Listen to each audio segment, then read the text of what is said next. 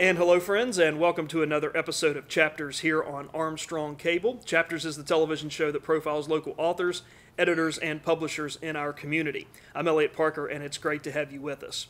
We are delighted to have poet and writer Kirk Judd with us today to talk about his latest collection of poetry called My People Was Music. And Kirk Judd has lived, worked, trout fished, and wandered around in West Virginia all of his life. He's a member and was a member of the Appalachian Literary League, a founding member and former president and Jug recipient of West Virginia Writers Incorporated, and is a founding member of and creative writing instructor for Allegheny Echoes Incorporated, which is dedicated to the support and preservation of West Virginia cultural heritage arts. He's the author of 3 collections of poetry: Field of Vision, which was published in 1986, Tau Billy, which was published in 1996, and the collection of poetry we're going to talk about with him today, My People Was Music, which was published in 2014 by Mountain State Press.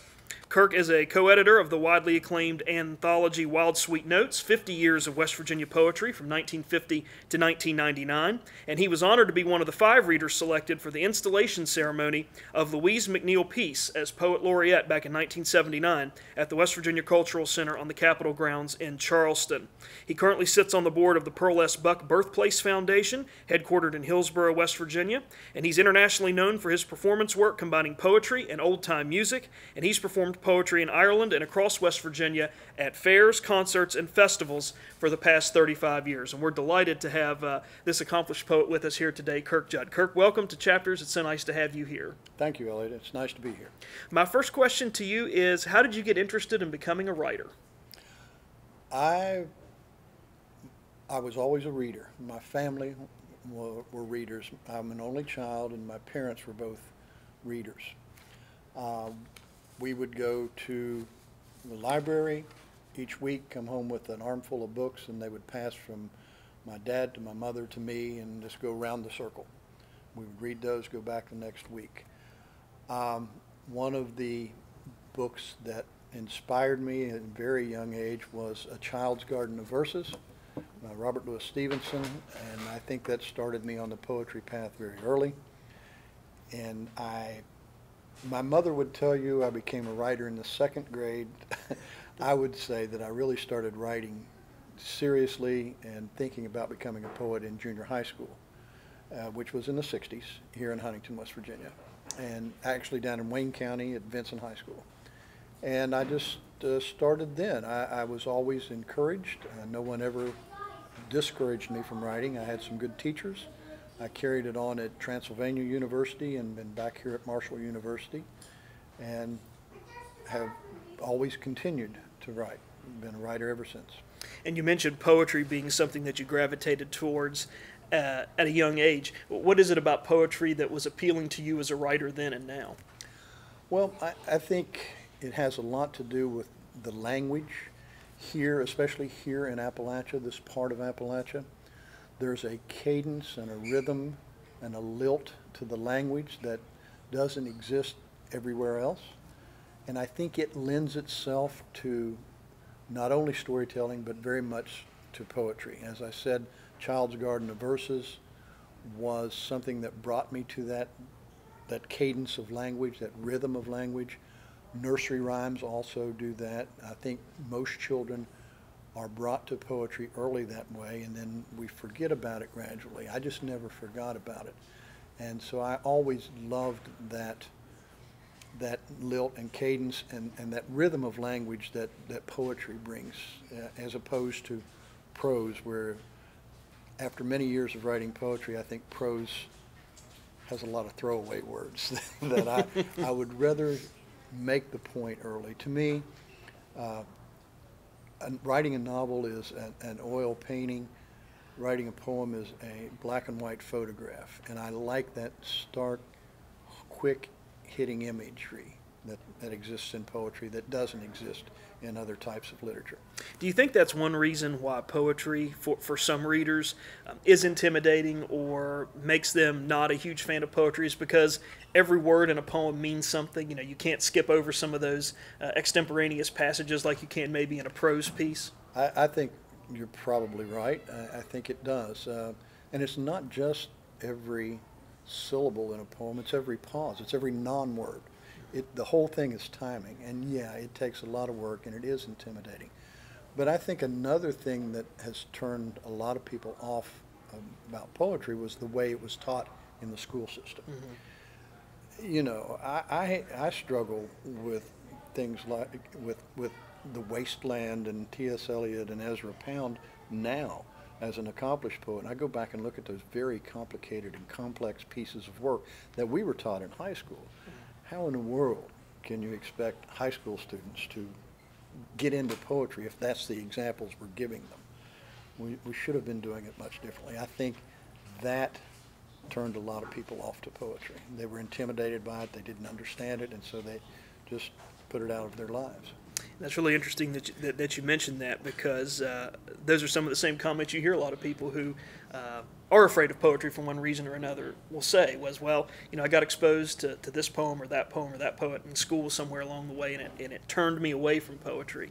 I wanted to ask you, too, sort of along those lines, about composing poetry. Knowing what you know about poetry, having written 3 collections of poetry, which we'll get to here in just a moment, and knowing how your experiences were as a student, being exposed to Ezra Pound and some of those other complex poets, are those things that when you write poems, you keep that in mind along with some of the language and the lilts and the things you were talking about with Appalachian culture? Do those really meld together when you sit down to write a poem? Yeah, I'll tell you, I'll give you a quote from one of my mentors, probably the most important mentor in my life, and that was Louise McNeil Pease. I met Louise when I read at her installation. I had already read Gauley Mountain, which was her seminal work in West Virginia and in poetry. It brought her onto the national poetry scene. She was taken under the wing of Stephen Vincent Benet, who said there's a new voice in the land and who really promoted her work. She said she spent 25 or 30 years reading and studying everything about poetry. And then when she sat down to write, she immediately forgot all that and started writing. And I've followed that path. And that's not to say that you immediately forget it, because it's in there. If you've studied it and you've read it, it's in there. And so you can't help but have that as a structural background to what you create. I've read, I don't know how many poems I've read in my life, but I've read a lot of poetry, and it's all in there, and it all means something.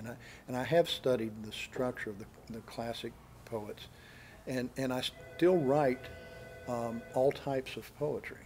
And so when I go back to write a structured poem, I will go back and look at how's this supposed to be.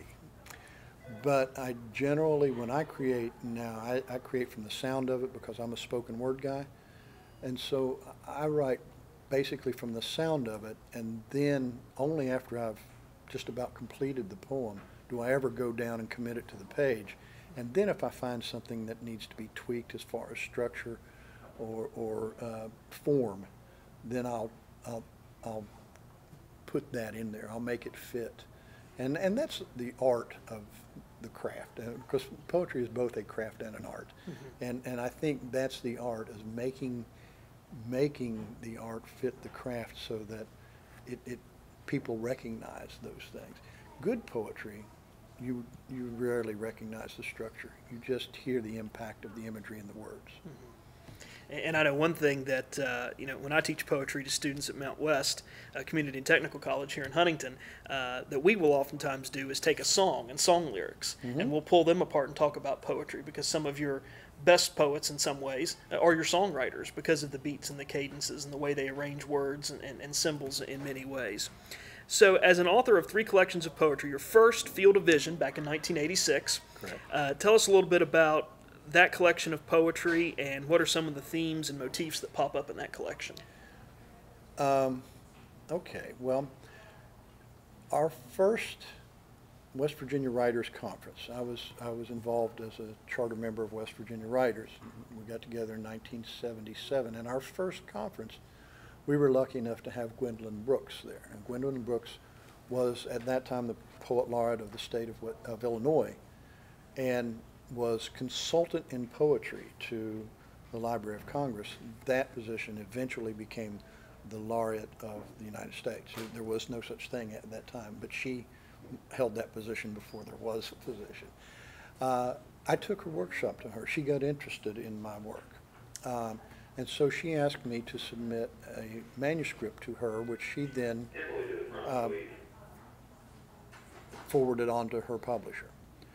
Now that never got published, but that was the first time I had ever sat down and actually put together a collection. That collection actually became Field of Vision in 1986. We in West Virginia Writers also started Mountain State Press with very good support from Jim Comstock, who donated much of the press itself, much of the organization structure of the press, and actually paid for the first year's salary of our first publisher, who was Ira Herman. So I got to meet Ira Herman at that time.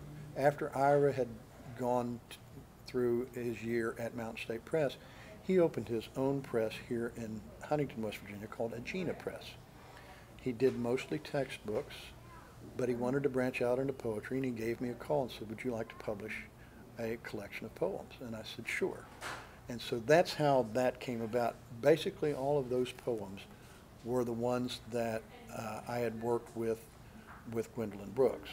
And she had made some suggestions, and we worked on those. Those are all pretty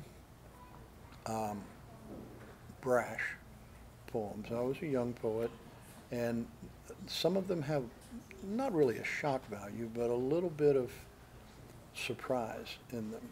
And they're a little more irreverent, a little more raw than what I have written since. As far as a theme, I think you can see in those early poems some of the influence that became much greater influence in my life after that, in the Pocahontas County, the mountains of West Virginia, the Hammonds family of West Virginia that I got to spend some time with. Some of those early poems are in there. So I was just moving out of that angry, young, irreverent poet into more of a West Virginia mountain imagery poet.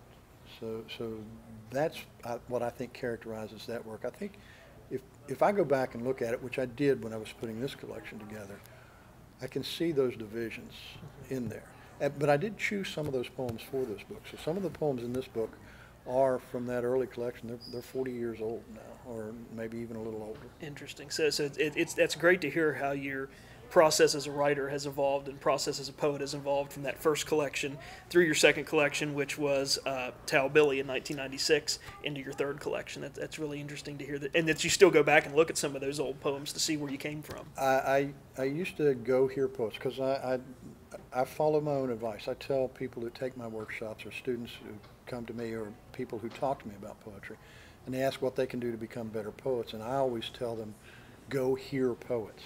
I don't tell them to read, because I would imagine that they all do, or if they don't, they're not serious poets. But I tell them to go hear poets. It's just like telling a musician to go listen to live music, because that's where it exists. When you hear a poet, when you see him, you understand what that process is, and you become a better poet yourself if you go hear live poets.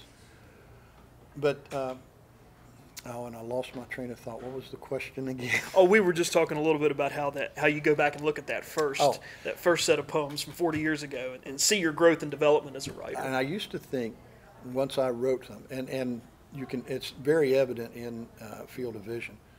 I used to think that once I had a poem down on paper, that was it. It was done. It was going in granite forever. And I'd hear poets say, oh no, they constantly edit, and they constantly edit, and I thought that was bull.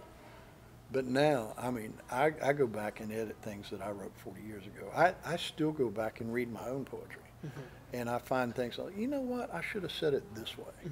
And I change them. And I mean, I change poems that have been printed in a dozen different places. And well, that's, it's still my poem, so I can make it however I want. So yeah, I still go back and work on poems. I'm now of the school that says poems are never finished. They're never finished, and that goes along with my, spoken word theory. I think they exist much like live music. I mean, a word can drop here, a line can go there, things can move. And they're alive. And so they're never really finished. Let's talk a little bit now about your most recent collection. Now that we've talked about your first two collections, this latest collection, My People Was Music, a 120-page collection of poetry. And a couple of things that emerge from this that I find interesting are some of those Appalachian motifs that you were talking about earlier. We see that in this collection of poetry we have mountains as featured in some of your poems. We have ghosts. Featured, ghosts of people featured in there, and really just a lot of really meaty kind of sometimes gritty, sometimes cheeky language that pops up in your poems. Talk to us a little bit about coming up with poems for this collection. Were some of those themes that you always write about, or themes that you really wanted to put into this collection of poetry? And what do you like about this collection? What do you think makes this collection so special? Okay, first of all, I wanted to do a collection. I had done field division and Dow building, and they were basically chapbooks. Now, there were 40 poems in each of those, so there were large chapbooks, but they were basically chapbooks. What I wanted was a real collection.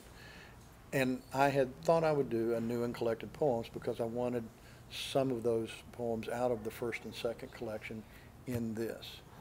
And I had always wanted to do, well, for the past 30 years anyway, I wanted to do a CD, a spoken word CD, because I think a lot of my best poems are better presented through sound. It's oral tradition, it's spoken, it's not what's on the page. And so I wanted to do that, and so that was the impetus for getting this together. I was way overdue for a collection anyway, and I decided, well, since I'm going to do one, I'm going to do the bigger one. So that's why there's 70 poems in there. About 30 of them come from the first two chapbooks. The other 40 have not been published have not been collected before. Some of them have been published in regional magazines, literary magazines, but many of them have not. So this is the first light of day for many of these poems. What I like best about this, aside from the photographs that Dave Lambert, a great Huntington photographer, put in there, is the CD. That's my favorite part of it, because going in the studio and working with these musicians, these are world-class musicians, and they were so generous and so talented and so easy to work with that it made this thing a joy. I had no idea how we were going to work this out or how it was going to work out. I just know that performing poetry with these guys live is always fun and always works and always well received. And so going in the studio and working with them was really great, and I think the CD really turned out well. I'm very proud of the CD. And I was going to ask you about that too, because I know when you read these poems by themselves, they make a strong impression. But then when you go back and hear you and some of the other folks work the music and the words and hear it being discussed in addition to the words on the page, it really has a lasting resonance. It makes it even seem more real, I think, to a reader or to an audience. How long did it take you all to get that CD put together when you decided to sit down and do this? And what was it like pulling in all those pieces and having a studio and all the equipment and everything that was required to put that together? What was that experience like? Well, it was a great experience. I really loved it. I produced the CD, and we recorded it at a friend of mine's studio in Preston County, West Virginia. It's Otter Slide Studio, and it's run by Bob Shank. Now, Bob Shank is one of the premier musicians in West Virginia, or anywhere. The guy's just an amazing musician. He plays banjo, hammered dulcimer, guitar, any number of instruments, and is an incredible musician. He's one of those musicians when people are playing in a group, the other musicians who are good just stand around and listen to him play. They go like, "Wow, what's he doing?" You know? So he's got the ear for this type of stuff. He's really good. He's got all the toys in his studio. And so I approached him to do this in September of last year. And then I started, and he agreed. And then I started calling the other musicians around. And they said, sure, they'd come and do this. And So we got all the musicians are West Virginians except one, and his name is Pops Walker. He's a blues guitar player from originally from Georgia, now from Luray, Virginia. And we just scheduled time in the studio, and they would come in and play, and we would do this poetry. It's all live in the studio. It's not doctored. It's all live in the studio. Most of the pieces were first takes. Very rarely did I don't know the exact number, but very rarely did we do a second take of anything. I would say, here, I think this poem is a guitar poem. What do you think? And they'd say, yeah, I think I got this piece that'll work. And we'd do it, and they'd go, yep, there's that one, and go on to the next one. The only the coordination, the most difficult thing was when we had the band together, the Bing Brothers band, with Mike Bing, Tim Bing, and Danny Arthur, mandolin, banjo, and guitar. And that took a little coordination of getting the sound right, because even though we had individual mics, I would have to be far enough away that their sound didn't bleed into my mic, and Bob did he's a technical wizard. So he did a great job doing that. That was a little more complicated. What I found fascinating was, after we'd laid all this stuff down, is getting in and working the mixing and the mastering of it, mixing all of the sounds, so that the levels were all right, my voice balanced against the music, making sure that one didn't bleed over the other, so that you couldn't understand what was going on. That took some technical know-how, and we played with that a lot. And then mastering, which means getting all of them at the same levels, the whole CD at the same levels. And this is 55 minutes worth of material here. So it took a lot of work. It took a lot more time and effort than I knew that it would. But it was a lot of fun doing it. And we did not spend a lot of time on trying to make sure the timing and all that stuff worked out, because it worked out. That's great. It just does. The rhythm of the poems and the rhythm of the music somehow always works. That's great. Makes it cool, very cool. That's terrific, and it's a wonderful compliment to the great poems that are in this book, and for anybody who is new to poetry or unfamiliar with poetry or wants to get more accustomed to poetry, especially Appalachian poetry, West Virginia themes, and that sort of thing, the CD really works well to complement those poems. And we're going to let our audience here in just a moment hear a sample of one of your poems here in just a moment that you were nice enough to let me choose for the show today. But before we get to that, this was published by Mountain State Press. If anyone wants to get in contact with you, if they'd like to get a copy of your collection of poetry, or just talk to you in general about this collection or your other two collections, or about poetry in general, how can they get in contact with you? Well, I am on Facebook, so they can look me up on Facebook. And I have an email address. If people want to email me, that'd be fine. Should I just give that to you? Yeah, just go right ahead. It's TAOBILLY, Dowbilly, which is the title of my second collection, @yahoo.com. And I'd be happy to talk to anybody anytime about poetry. Great. One thing I would like to say about the CD is that I've done poetry in a lot of places that aren't used to hearing poetry. Vandalia, the West Virginia Folk Festival, Stonewall Jackson Jubilee, and other music venues around the state. And invariably, somebody comes up to me, and they'll still do it today. They'll come up to me and they say, you know, I don't like poetry. I like that stuff you do, but I don't like poetry, which I think is because they hear it. Yeah. And that's the point that you made. It brings it out. It makes it more accessible to folks. I think so. And in our final moments here, we're going to let our audience hear you demonstrate and read one of your poems, which I think they're really going to enjoy. And you allowed me to pick the poem, and so I picked the poem "The Sound That the Snow Makes," because I love wintertime and I love a good snowfall. So I chose that poem. That was a poem that, when I was reading your collection prior to our interview, really stood out to me. So we'll turn the floor over to you for the next couple of minutes, and let our audience get a sample of not only the words, but how poetry can sound when it's read by the poet. So we'll let you take it from here. Sure. The sound snow makes. This warm June afternoon, in the too hot sun by the too noisy falls, with birdsong rivering around my ears on the too busy wind, I remember the sound snow makes when the river is frozen and the sun is cold and the birds and the wind are gone. Everything is still as death's eye. When the frigid air cracks your vision and the breath is solid in your lungs, you can hear it splitting the night, spilling out of the sky in torrents of white. When you've learned to hear nothing else and you're just about to believe you can, you can. That's terrific. Oh, it's wonderful. It's a great poem. One of my favorite poems in the collection. Thank but you. even better when you perform it. And it is a terrific collection. The title of the collection is "My People Was Music," an outstanding contribution, I think, to West Virginia literature and Appalachian literature. The author and the poet is Kirk Judd, and we appreciate you stopping by Chapters and being our guest today. Really enjoyed it. Thank you so much. Thank you. And lastly, we want to say a special thanks also to the staff and management at Empire Books and News here at Pullman Square in downtown Huntington for providing our studio taping space today.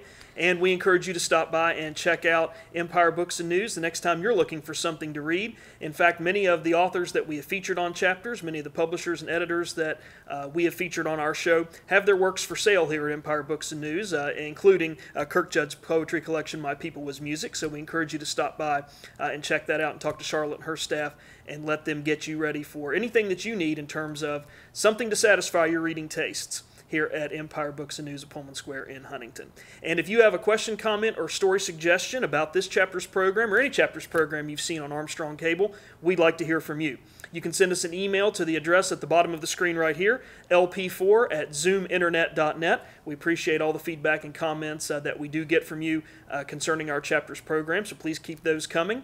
And if you want to check out previous episodes of Chapters, you can do that and access those by visiting the Armstrong One Wire YouTube page. Just go to youtube.com. In the search field, type Armstrong One Wire, and you can find the Chapters episodes that we've taped all throughout the entire show's history. So you can go back and look at a favorite episode, a favorite author, favorite editor, favorite publisher that you've seen. You want to watch it again, it's available for you 24 hours a day, 7 days a week at the Armstrong One Wire page on YouTube. So we encourage you to check it out there as well.